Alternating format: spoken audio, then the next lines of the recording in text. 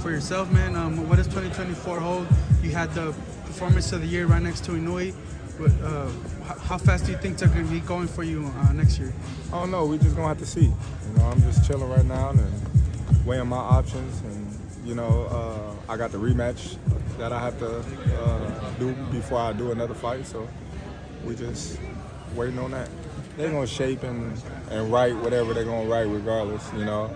They're going to make you out to be who you're not or who you are or what they think of you. So it really don't matter, you know, what I do, what I say, or how I carry it. I've been carrying it the same way, you know, my whole career.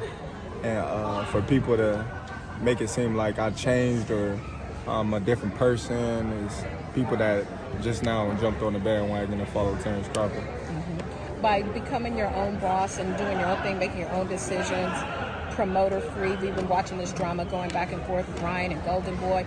Do you have any advice for people who want to take that leap, be their own boss, and just really control their own destiny, like somebody who's in his situation? I don't know what his contract situation is, but they've been having them some issues. Well, you know, hey, it's a lot of things that I could say right now that I'm not gonna say, you know.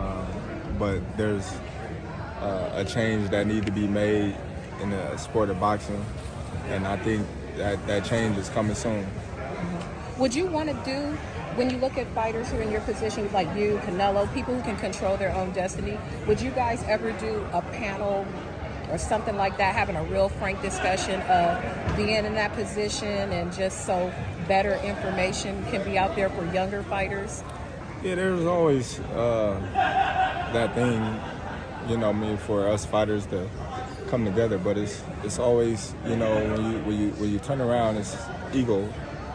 You know, when you got a lot of fighters that got big ego and pride issues, you know, it's hard to talk to them about things of that nature, especially when we're talking about change.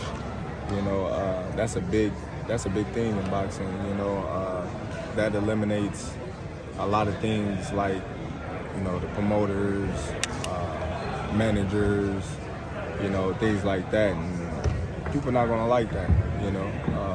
But when everything is put out in front of you, how can you go against it? Do you have a wish? You know, we're waiting to see what's going to happen to PBC now that Showtime's dead and where they will land.